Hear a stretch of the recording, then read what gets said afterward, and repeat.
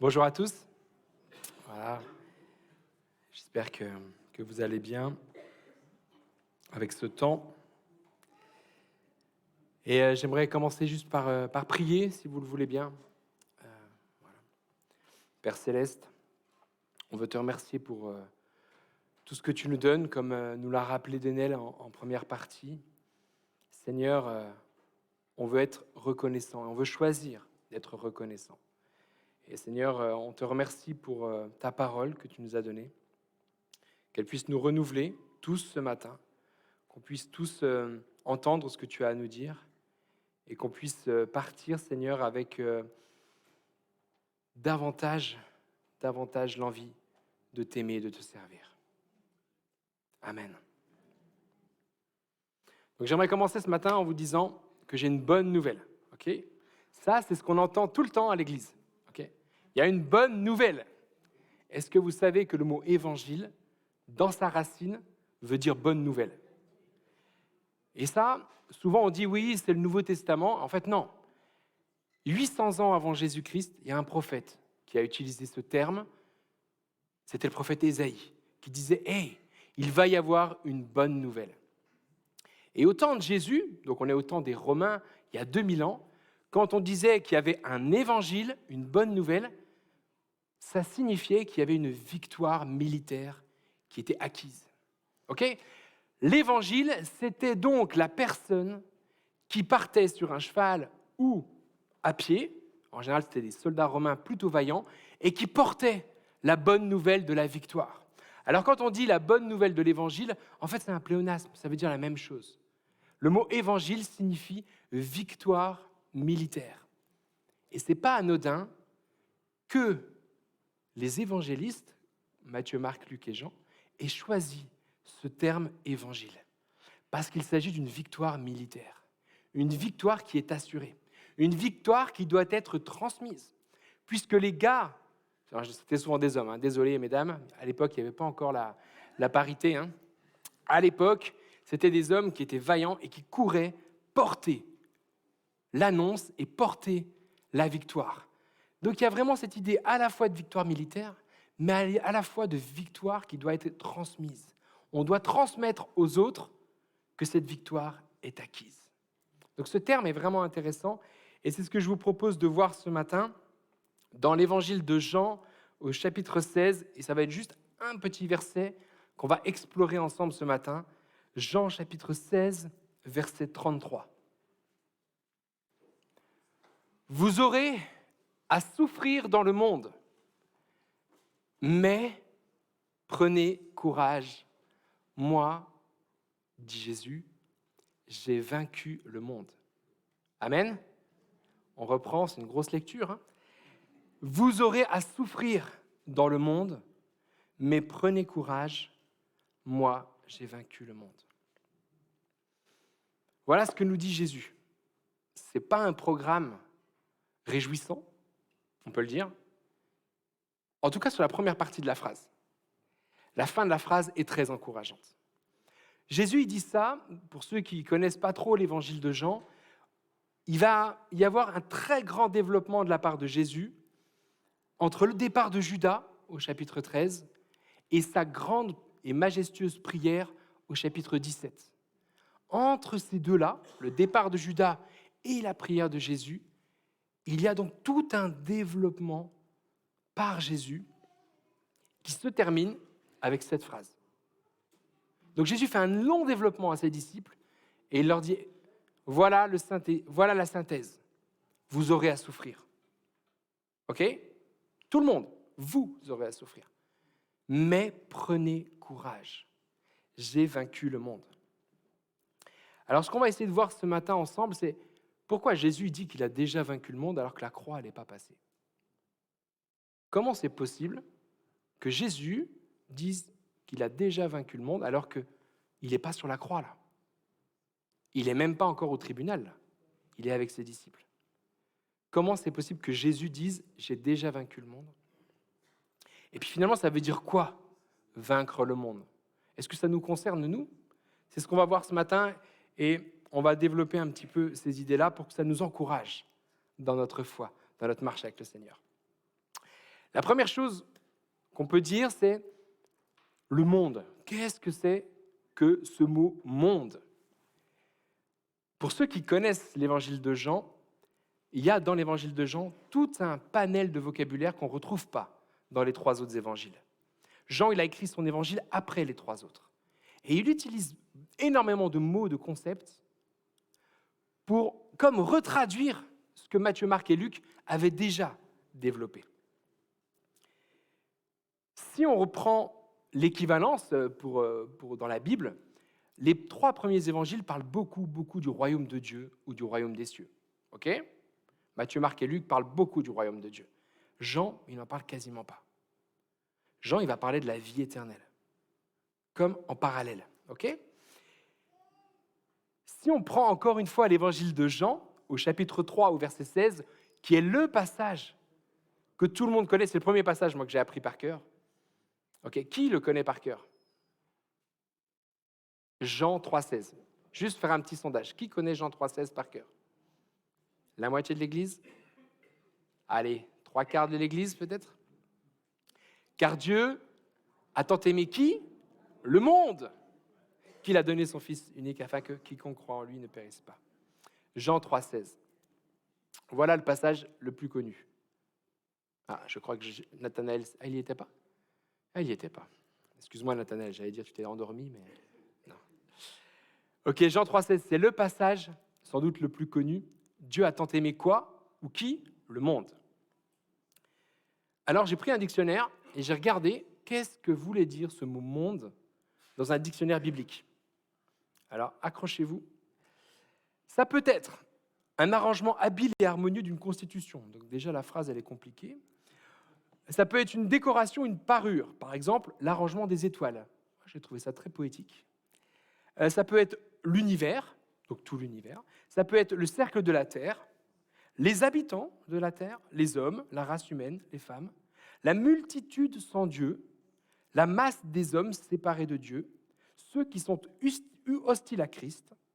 Ça peut être également les affaires, la masse des choses terrestres, bref, la totalité des biens terrestres, les richesses, les avantages, les plaisirs, tout ce qui pousse au désir et qui éloigne de Dieu.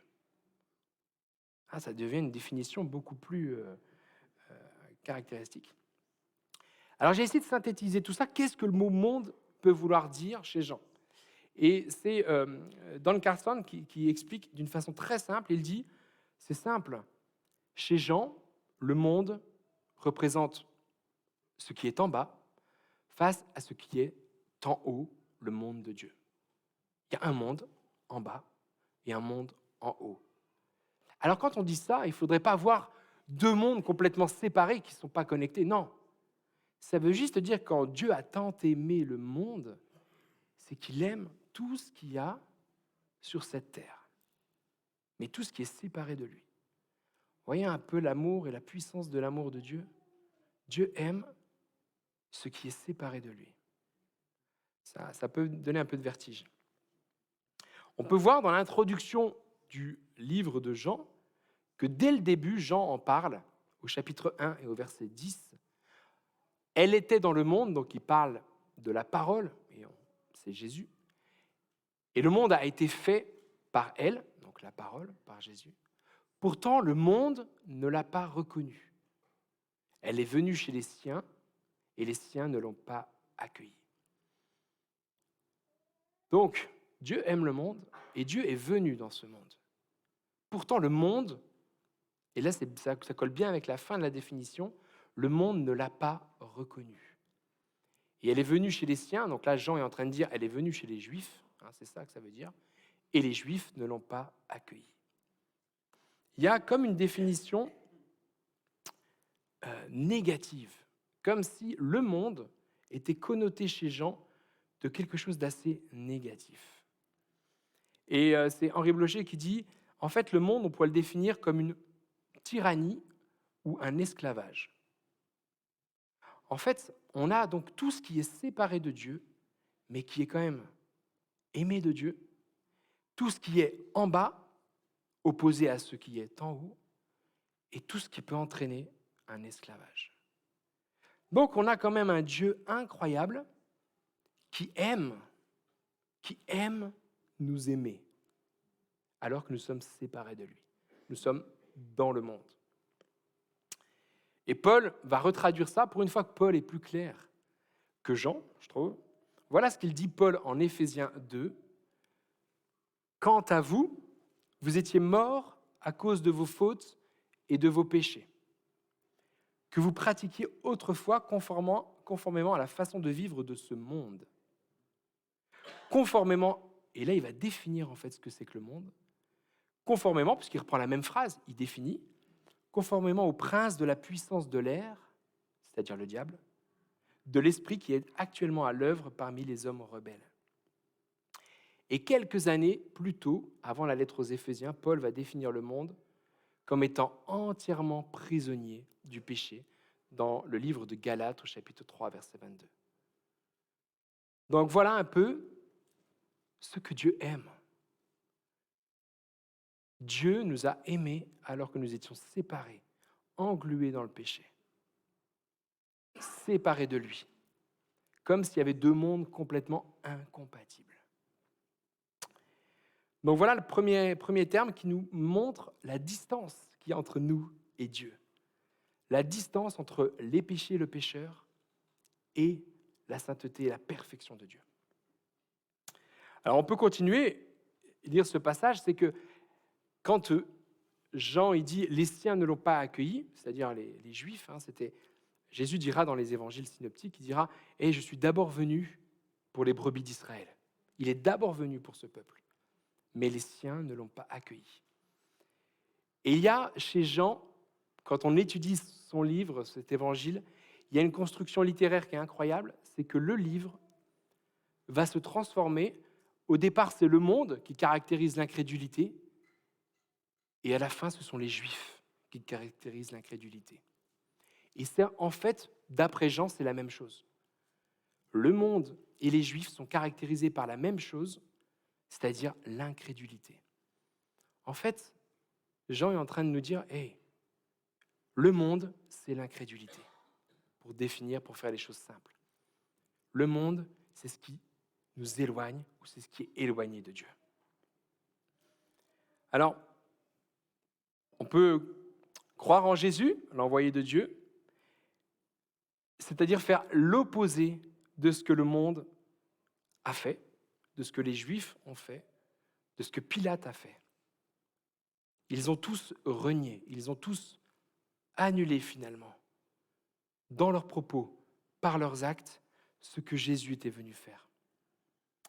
Donc, voilà la première petite définition qui est importante de poser. Maintenant, on va voir que cette phrase « vous aurez à souffrir », vous aurez à souffrir.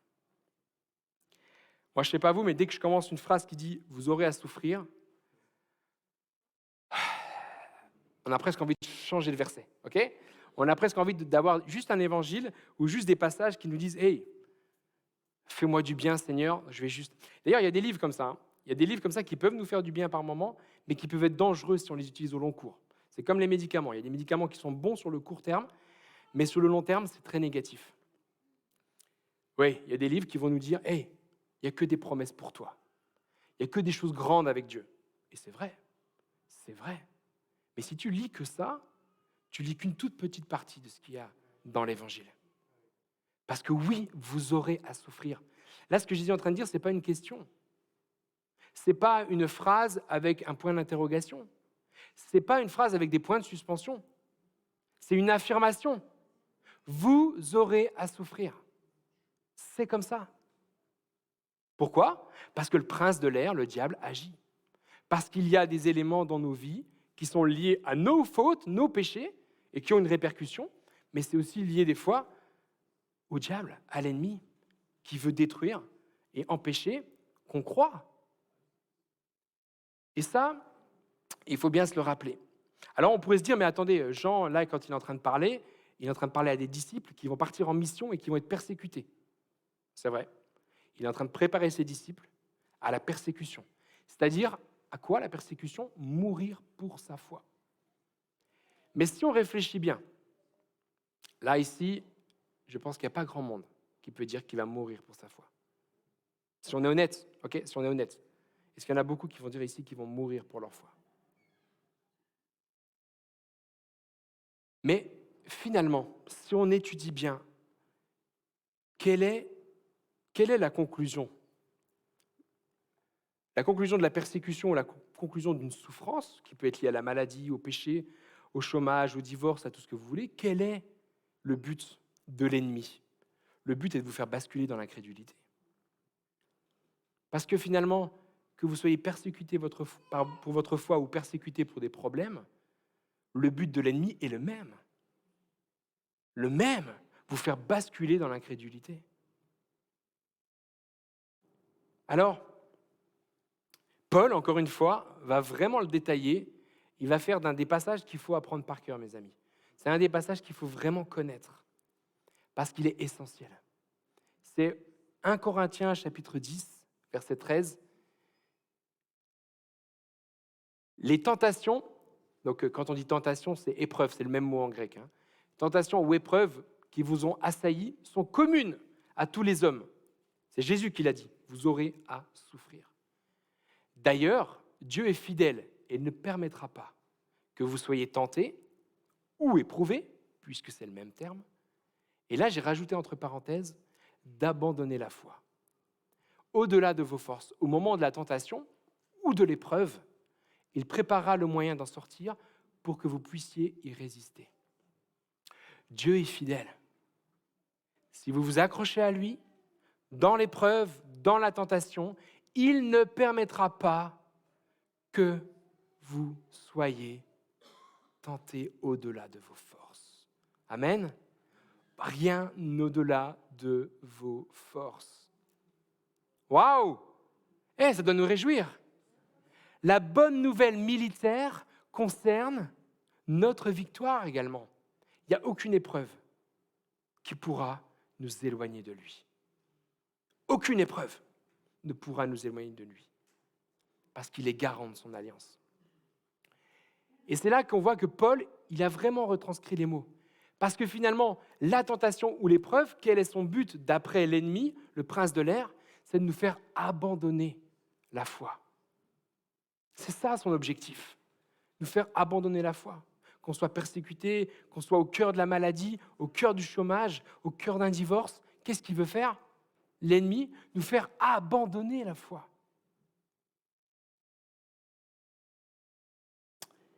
Donc, c'est important de se le rappeler parce que souvent, on peut mépriser cette dimension de l'influence de l'ennemi et de Satan sur notre foi. La maladie, le désespoir, le chômage, la solitude, la méchanceté, l'aigreur, le ras-le-bol, le cancer, la maladie, les mauvais esprits, les cauchemars, l'envie d'en finir par le suicide. Tout ça, Dieu ne l'ignore pas. Bien plus, il nous dit au cœur de l'épreuve, « Je suis fidèle. Je te suis fidèle. » Alors, courage. Et voilà l'autre partie. Vous aurez à souffrir dans le monde, mais courage. Prenez courage, nous dit Jésus. Et c'est important. Alors, je ne sais pas quelle traduction de la Bible vous avez. Vous avez des Bibles qui vont vous traduire courage, comme un impératif. Courage, ok? Mais quand on regarde le texte original, c'est un impératif pluriel. Ce n'est pas un impératif singulier. Ce n'est pas juste « toi, courage » ou « moi, courage ». Non, c'est « prenez courage ». Pourquoi Jésus dit « prenez courage » ? Parce qu'il est en train de préparer ses disciples à la mission à laquelle ils vont devoir donner toute leur force, c'est-à-dire fonder l'Église avec le Saint-Esprit. Dans le « prenez courage », il y a une dimension étonnamment collective. Vous serez tentés, éprouvés, c'est le vous. Parce que Jésus est en train de nous dire quelque chose, une leçon qui est fondamentale et que j'ai appris moi au sein des épreuves, notamment quand j'étais vraiment pas bien, c'est que si tu es tout seul et que tu restes tout seul, alors à un moment donné, tu vas couler. Tu vas couler parce que ce n'est pas la volonté de Dieu de t'aider tout seul. Ce n'est pas la volonté de Dieu de t'équiper tout seul. Ce n'est pas la volonté de Dieu que le Saint-Esprit soit tout seul avec toi. Le but du Saint-Esprit, c'est de nous connecter les uns aux autres, de nous aider à porter les fardeaux les uns les autres. C'est de nous aider et de faire un pas supplémentaire les uns avec les autres. Prenez courage, ce n'est pas courage tout seul. C'est prenez courage parce que, tu n'es pas tout seul. Dans l'épreuve, tu n'es pas tout seul. Déjà, Dieu est avec toi. Amen. Le Saint-Esprit est avec toi. Amen. Mais les frères et sœurs sont là avec toi. Et c'est souvent la dernière dimension, en tant que chrétien, qu'on néglige. On parle à Dieu, on prie, et encore, tous les croyants ne prient pas. On lit sa parole, et encore, tous les croyants ne lisent pas sa parole. Mais est-ce que tu vas voir un frère ou une sœur pour lui dire « Hey, ça va pas ». C'est facile, de venir à l'église le dimanche, de dire que tout va bien, ouais, on prie un petit peu pour toi, c'est OK. La semaine, un petit groupe de maison de temps en temps, un petit message. Mais est-ce que tu demandes la prière? Est-ce que tu demandes à quelqu'un qui est proche de toi, pas forcément à n'importe qui, mais est-ce que tu demandes à quelqu'un de t'aider? Parce que si tu ne demandes jamais, quelle est la dimension ecclésiale? Quelle est la dimension de l'église que tu vas vivre? Juste une vie de consommation? Ou est-ce que tu vas aller plus loin? Prenez courage, c'est un impératif pluriel. Ce n'est pas un impératif singulier. Si tu veux prendre courage dans l'épreuve, il faut que tu te connectes avec les uns, les autres. Il faut que tu te connectes avec l'Église. Et ça demande des fois du courage. Vous allez me dire, attendez, je suis déjà au fond du trou, j'ai déjà du mal à demander à Dieu de m'aider, et il faut que je demande en plus à quelqu'un d'autre? Oui, parce que c'est le projet de Dieu, qu'on s'aide les uns les autres, qu'on prie les uns pour les autres. Si c'est pour être tout seul, alors sois ermite. Va dans un désert, mais tu ne vas pas accomplir ce que Dieu veut pour toi. Parce que Dieu veut qu'on soit les uns avec les autres. Parce qu'on va s'aiguiser les uns les autres. On va s'encourager les uns les autres. On va se reprendre les uns les autres. On va se prendre la tête les uns les autres. Mais on va se pardonner les uns les autres. Et ça, cette dimension-là, si on ne l'éprouve pas dans la vie de l'Église, alors on va passer à côté de ce que Dieu veut pour nous. Et là, je ne vais pas vous dire amen parce que c'est difficile, mais si, amen. Parce que c'est vraiment ce que Dieu veut pour nous, qu'on soit les uns avec les autres. Alors on pourrait se dire, mais attendez, dans Jean chapitre 16, en fait, Jésus il parle juste aux 12.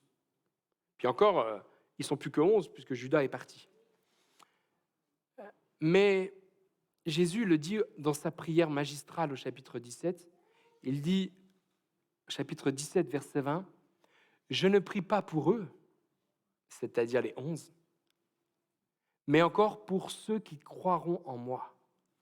À travers quoi? Leur parole, afin que tous soient un. » On voit déjà la préparation de l'évangile, de cette bonne nouvelle militaire qui doit se propager. Que tous ceux qui croient en leur parole. Est-ce que tu es conscient ce matin que Jésus te dit « Courage, je suis avec toi. Courage, je suis là à tes côtés. Courage, je suis là quand on te pose des questions sur ta foi. Courage, car je vais t'aider à répondre. Courage quand tu souffres. Courage quand tu doutes. Courage quand les mots ont perdu du sens. Quand la vie n'est plus qu'une ombre. Courage, je suis là à tes côtés. Courage, tes frères et sœurs sont à tes côtés. Courage, courage, courage. » Et des siècles plus tôt, David dit dans un des psaumes magnifiques, le psaume 139, il dit « Tu m'entoures par derrière et par devant, et tu mets ta main sur moi. » Et David reconnaît, une telle connaissance est trop extraordinaire pour moi. Elle est trop élevée pour que je puisse l'atteindre. Alors, ce matin, oui, vous aurez à souffrir. Peut-être que vous êtes en train de souffrir. Mais prenez courage. Prenez courage. Donc Jésus nous parle du monde, puissance hostile à Dieu, de la souffrance qui est inévitable et du fait que nous pouvons prendre courage car il est avec nous. Et voilà qu'on arrive à la fin de l'exégèse de ce petit verset. Prenez courage. Pourquoi ? Car j'ai vaincu le monde. Et on va répondre à la question, mais pourquoi Jésus dit qu'il a vaincu le monde alors qu'il n'est pas encore passé par la croix ? Pourquoi Jésus peut dire à ses disciples, courage, car j'ai vaincu le monde. Et c'est là que c'est intéressant. Le mot vaincre, en grec, c'est le mot qui a inspiré ça. Okay, c'est quoi ça ? Est-ce que vous connaissez ? C'est quoi ? Nike. Ok. Nike. En grec, vaincre, c'est le verbe nikao, qui donnera Nike. Et je suis allé chercher un petit peu, quand je travaillais cette prédication, je suis allé chercher l'histoire de Nike. Comment un petit groupe a su renverser Adidas et Reebok et devenir même supérieur à lui. Et je vais juste vous lire, donc là c'est sur un article de presse, le slogan « Just do it », donc c'est le slogan de Nike, ok, est l'un des plus connus du monde. Vous allez n'importe où dans le monde, c'est comme Coca-Cola. Ok, là, il y a vraiment quelque chose. Ça existe depuis 43 ans. À l'origine, ce sont les derniers mots d'un condamné à mort. On connaît tous la marque Nike, c'est Air Max. Quand j'étais au collège, mes parents n'ont jamais voulu m'acheter d'Air Max. C'était trop cher. Merci Philippe, ouais, j'étais assez malheureux à l'époque. J'avais pas de jouets, j'avais rien. Et non, je pouvais pas avoir d'Air Max, ça coûtait trop cher. Et qu'est-ce que j'étais jaloux de ceux qui en avaient. Les Air Max, c'était vraiment la classe. Donc les Air Max, la virgule, et son célèbre slogan « Just do it », qu'on pourrait traduire en français « Juste fais-le ». Donc il est créé par le publicitaire Dan Vieden, qui avait alors une grosse responsabilité. Il devait développer la marque pour dépasser Reebok et Adidas. Donc là, il est dans son bureau, il est en train de réfléchir, il planche sur la nouvelle identité de Nike, puis il n'a pas de slogan. Tout d'un coup, il entend une émission qui parle de Gary Gilmore, qui est condamné à mort en 1977, et qui dit à ceux qui vont l'exécuter, « Let's do it », c'est-à-dire « finissons-en ». Et là, il se dit, « Waouh, c'est bon ça comme slogan, let's do it ». Et puis, non, il se dit, « Non, just do it ». Et donc, il prend la phrase d'un condamné à mort, le verbe « vaincre » en grec, et en fait une des marques les plus prolifiques du monde. Au départ, il n'y a rien de vraiment positif dans cette histoire. Vous avez un condamné à mort, un groupe capitaliste qui n'est pas forcément flambant neuf, et une ascension fulgurante derrière. Ce que j'aimerais juste vous dire, c'est que le mot Nike, le mot vaincre, ce mot-là, Jésus l'applique avant la croix et il dit, ouais, j'ai vaincu. C'est pas je suis en train de vaincre. Je sais pas, je suis en pleine bataille militaire. Non, c'est l'évangile. L'évangile, c'est la bonne nouvelle de la victoire. Il est en train de dire à ses disciples, hey, vous pouvez déjà préparer le champagne. La victoire est déjà acquise. Et pourtant, la croix n'est pas là. Alors, nous, on ne se rend pas compte parce qu'on lit ça derrière un livre, derrière la Bible, qui est la parole de Dieu. Imaginez la scène. Ça tombe bien parce qu'on a fait donc le culte de Pâques, où on a vu David qui... D'ailleurs, c'est cool, on a Jésus parmi nous ce matin. Mais, ok, le fait de faire ces pièces de théâtre-là, ça rend quelque chose de vraiment bon. On est immergé dans quelque chose de très concret. Parce que parfois, lire la Bible, on a du mal à s'imaginer. Là, vous avez Jésus, qui est celui que les prophètes annonçaient. Ils sont les 11 disciples autour de lui. Eux, ils savent que c'est celui qu'ils attendaient. Et là, ce roi, ce Jésus est en train de leur dire « Hey, j'ai vaincu le monde ». C'est pas pour rien que derrière, il se met à prier Jésus. Parce que je pense qu'ils ont dû... Peut-être a eu un coup d'arrêt. Ils étaient 11. Ils étaient rejetés des autorités religieuses. les Romains avaient entendu parler de ce Jésus qui pouvait être un agitateur public. Les autorités romaines parlaient déjà publiquement de vouloir le mettre à mort. Et là, il est en train de dire, vous inquiétez pas, on a déjà gagné. Je pense qu'ils ont dû être étonnés. Et ce n'est pas pour rien que Jean, il enchaîne tout de suite avec la prière, au chapitre 17.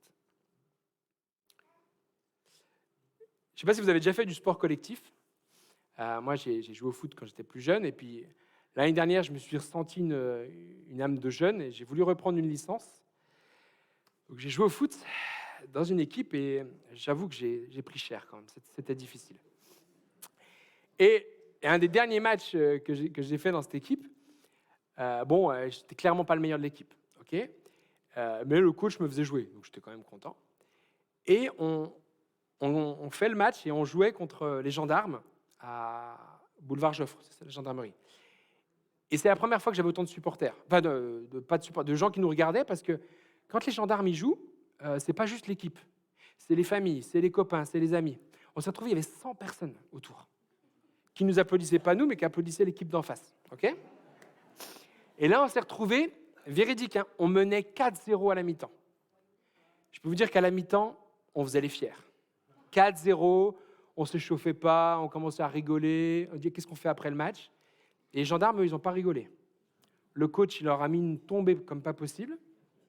Et nous, on se voyait déjà vainqueurs. On était déjà vainqueurs à 4-0 à la mi-temps. On gagne, je veux dire, on gagne le match. Et ben, on a perdu le match.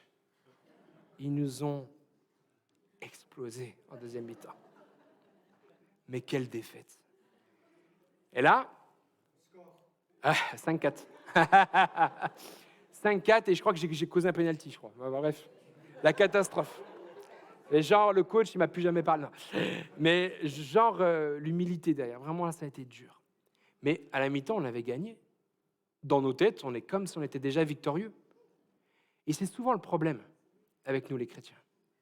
C'est que des fois, on a l'impression, on est plus que vainqueurs, suivant ce que dit Paul au chapitre 8 de Romains, on est plus que vainqueurs. Et c'est vrai, c'est la parole qu'il déclare. Sauf que derrière, on n'est pas vigilant. On ne prie pas assez. On n'est pas assez avec Dieu dans le combat. Et derrière, l'ennemi, le prince de l'air, qu'est-ce qu'il fait? Il vient. Et il nous fait mal, souvent à cause de notre péché. La victoire qui est acquise par Jésus, et c'est là ce qu'on va voir pour conclure, c'est une victoire qui a des élans divins et pas du tout des élans terriens de la terre. La victoire de Dieu était déjà actée au ciel. Alors, comment comprendre que Jésus dit « J'ai vaincu le monde » ? Alors, on pourrait dire, oui, Jésus, il est Dieu, de toute façon, pour lui, vu qu'il était là à la création, il n'y a pas de problème. Ouais, on peut voir le texte biblique comme ça, il n'y a aucun problème. Mais Jean passe sous silence un événement qui est pourtant fondamental et que les 3 autres évangiles ont développé abondamment. C'est le moment de la transfiguration. C'est le moment où Jésus est avec un cercle très restreint de disciples. Et vous retrouvez ça en Marc 9, en Luc 9 ou en Matthieu 17. Cet événement-là est fondateur. Pourquoi ? Parce qu'à ce moment-là, Jésus est avec Élie et Moïse sur une montagne. Et que nous dit le texte ? Jésus est transfiguré. Alors nous, on peut lire ce texte et se dire, il y a eu des guérisons, il y a eu des exorcismes, il y a eu la résurrection des morts, notamment avec Lazare. Non, là, il y a quelque chose d'incroyable qui se passe, c'est Jésus est déclaré roi par Dieu lui-même. Parce que le ciel s'ouvre, et qu'est-ce que dit l'évangile de Luc ? Il dit, celui-ci est mon fils bien-aimé. Et quand on dit ça, quand Dieu dit ça, Dieu est en train de dire,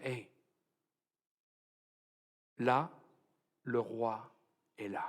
Le roi est là.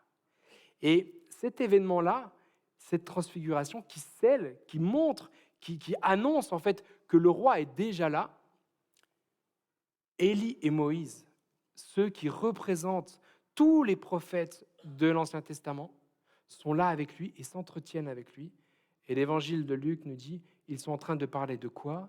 De son exode à Jérusalem. Le roi va faire un nouvel exode, emmené. Et ça va se conclure à Jérusalem. Et là, les disciples sont là, les trois, perdus. Perdus. D'ailleurs, Pierre dit, on va bâtir des temples, bâtir des, comment ça s'appelle, vas-y.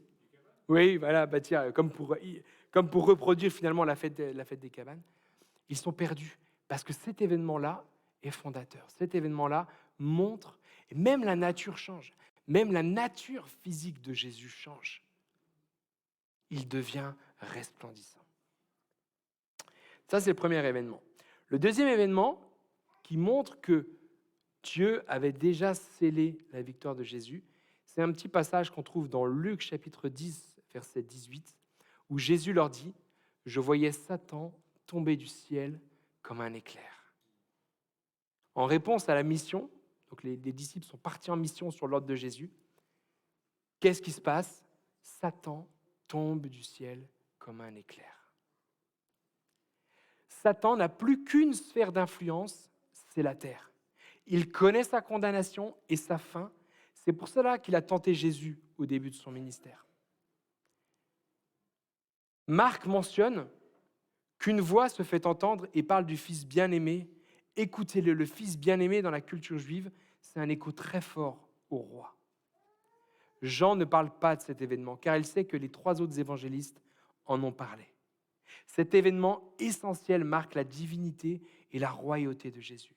Il est déjà roi et reconnu par Dieu lui-même. Son règne a déjà commencé.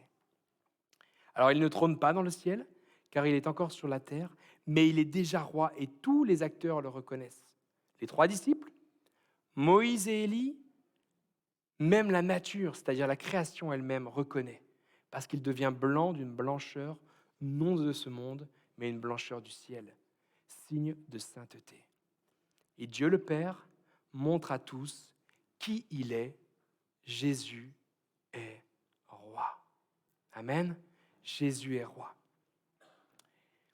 Alors, dire qu'il est roi, ce n'est pas un mouvement politique ou un programme d'amélioration sociale, ce n'est pas une idéologie. Non, le royaume de Dieu, c'est réaffirmer que Dieu est souverain sur ce monde. Amen. Il est souverain sur ce monde. Et le projet de Dieu, c'est de réhumaniser notre monde, qui a été déshumanisé par le péché. Alors, on va passer un temps dans la louange, mais avant, j'aimerais juste revenir sur « moi, j'ai vaincu le monde ». Chez Jean, le Logos, donc c'est-à-dire le début de l'évangile de Jean, il est avec Dieu, il crée le monde et la lumière, et il est la lumière du monde.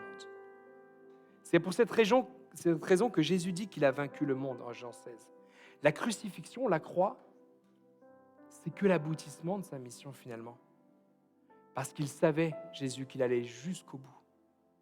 Quand il prie à Gethsémanée, il le sait. Il le sait. Parce qu'il dit quoi? Non pas ma volonté, mais ta volonté, Seigneur. Il le sait qu'il va aller jusqu'au bout. Alors la question que j'aimerais vous poser ce matin, c'est Jésus dit qu'il a vaincu le monde. Il a vaincu les puissances de l'incrédulité, les puissances qui s'opposent à Jésus. Est-ce que Jésus t'a vaincu? Est-ce que Jésus t'a convaincu? Parce que si tu n'es pas du côté du vainqueur, tu es de l'autre côté. Si tu n'es pas avec Jésus, tu es contre lui. Il n'y a pas de zone grise.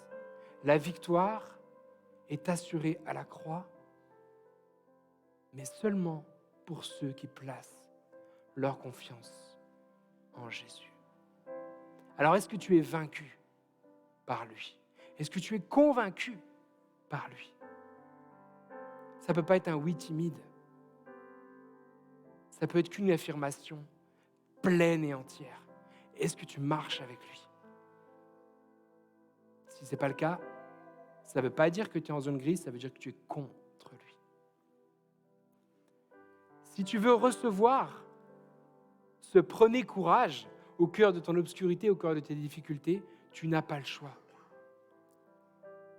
Il faut que tu sois avec lui, que tu lui demandes de t'aider. Jean, quelques années plus tard, après avoir écrit son évangile, il écrira une lettre et il dira « Puisque tout ce qui est né de Dieu remporte la victoire contre le monde, et la victoire qui a triomphé du monde, c'est quoi? C'est votre foi. C'est votre foi. » La foi, ce n'est pas ce petit truc que vous avez en plus, juste le dimanche matin ou juste quand vous lisez la Bible une fois par semaine. Ce qui triomphe du monde, cette victoire, c'est parce que ça fait 2000 ans que des gens continuent de proclamer la victoire de Christ. Ça fait 2000 ans que nous proclamons que c'est par la foi que nous sommes sauvés, comme dit Paul dans les lettres aux Éphésiens au chapitre 2, verset 8. Alors ce matin, est-ce que tu es vaincu, convaincu par Dieu? Ou est-ce que tu veux continuer à lutter avec Dieu, contre Dieu? Le mot Israël, quand on dit l'étymologie du mot Israël, donc quand Jacob va être rebaptisé Israël, la traduction d'Israël, c'est « il lutte avec Dieu ». Alors certains disent « il lutte contre Dieu ». Il lutte avec Dieu. Et quand on voit l'histoire de Jacob, on pourrait se dire « mais finalement, il y a quand même un personnage qui nous ressemble assez dans l'Ancien Testament, ça pourrait être lui. » Un peu versatile, un peu roublard par moments. Et pourtant, il lutte avec Dieu. Alors soit on peut le voir d'une façon négative, mais on peut le voir également d'une façon positive.